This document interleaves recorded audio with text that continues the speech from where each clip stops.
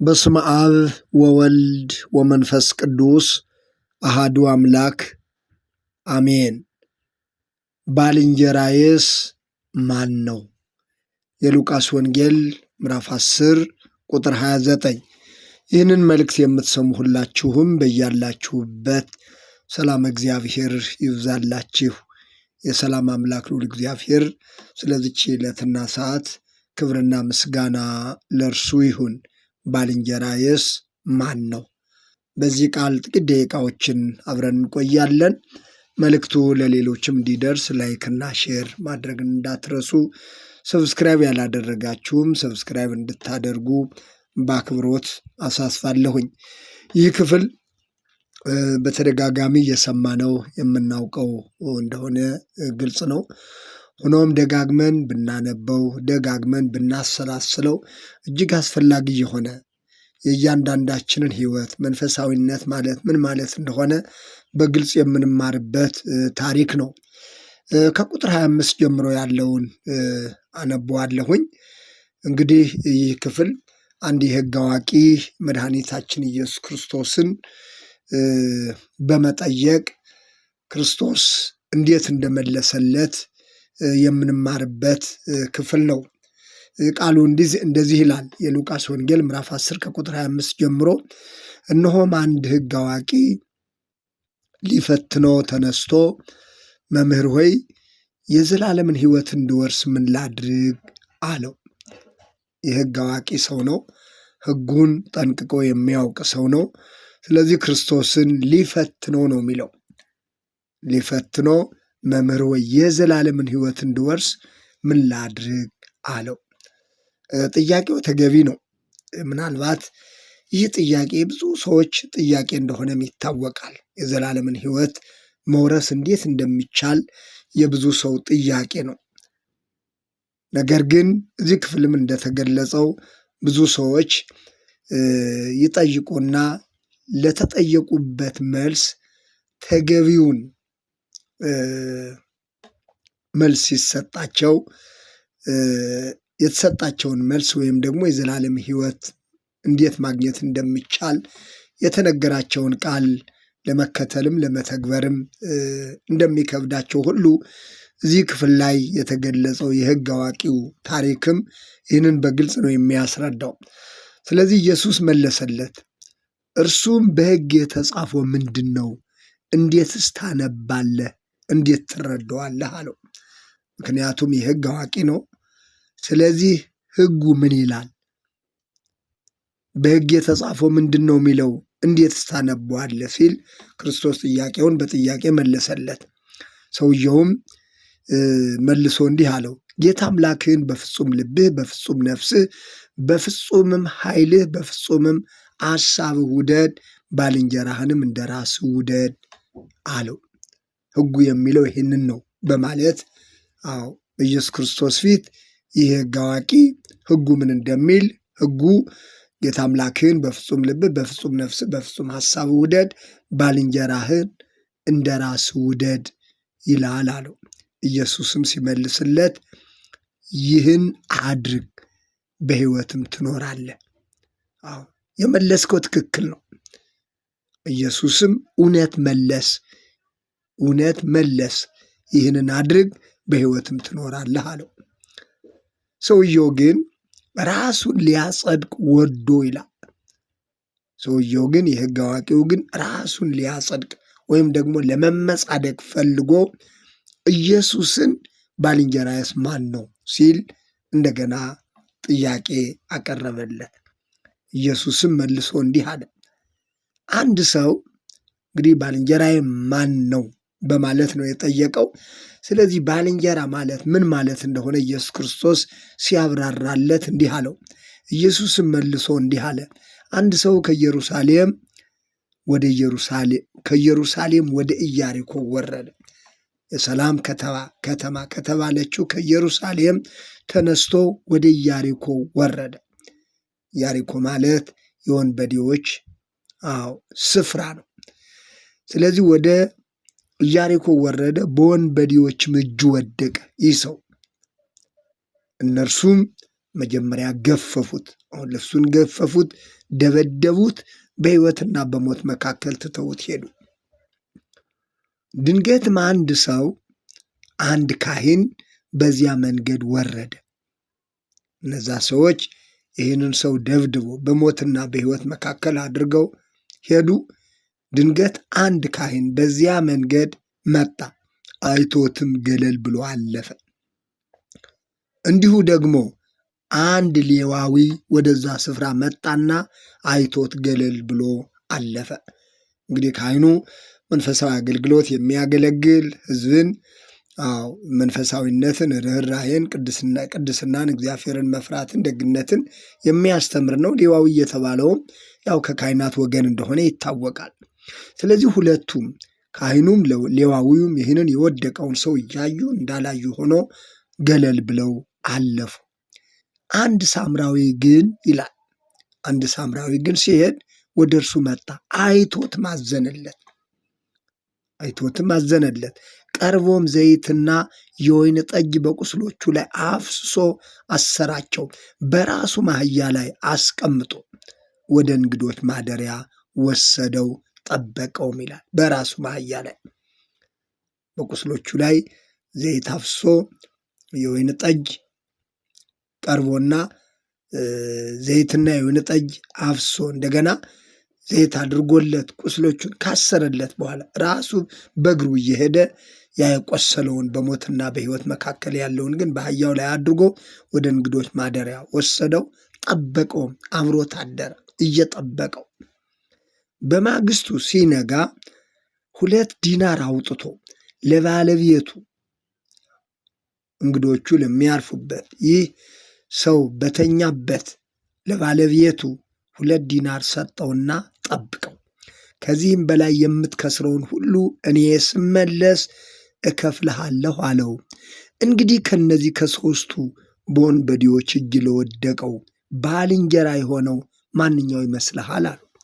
ክርስቶስ በምሳሌ ማን ነው እንግዲህ ባልንጀራን መውደድ እግዚአብሔርን መውደድ እንደሚገባ ሕጉ ይህን እንደሚያዝ ይህ ሕግ አዋቂ ተናግሯል። ኢየሱስ ማን ነው ታዲያ ለዚህ ሰው ባልንጀራው ማን ነው ሲል ጠየቀው። ሰውየውም ምሕረት ያደረገለት ነው አለ። ኢየሱስም ሂድ አንተም እንዲሁ አድርግ አለው ይላል። ሂድ አንተም እንዲሁ አድርግ። እንግዲህ ይህ የሕግ አዋቂ ሕጉን ያውቃል። እግዚአብሔርን መውደድ ባልንጀራን መውደድ እንደሚገባ ያውቃል። ነገር ግን ይህንን ማድረግ እንደሚገባ ሲነገረው ግን ጭራሹንም ራሱን በማመጻደቅ ባልንጀራዬ ማን ነው በማለት ሊመጻደቅ ፈለገ ነው የሚለው።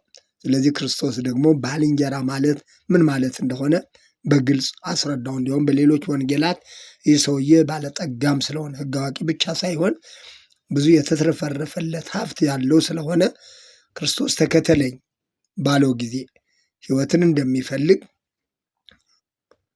ሲጠይቅ ተከተለኝ ባለው ጊዜ ያለህን ገንዘብ ለድሆች ሽጥና ተከተለኝ ባለው ጊዜ እያዘነ ደግሞ ወንጌላዊ ማርቆስ ፊቱ ጠቆረ ነው የሚለው። ፊቱ ጠቁሮ ወደኋላ እንደተመለሰ ይናገራል። በማርቆስም በማቴዎስም የተዘገበ ቃል ስለሆነ ስለዚህ ለዚህ ሰው የተነገረው ቃል ዛሬም እያንዳንዳችን ልናስተውሉ የሚገባን ነገር ቢኖር ባልንጀራዬ ማን ነው በማለት ለጠየቀው ጥያቄ ባልንጀራህን ላሳይህ በማለት ባልንጀራ ማለት ምን ማለት እንደሆነ ካህኑ መጣ።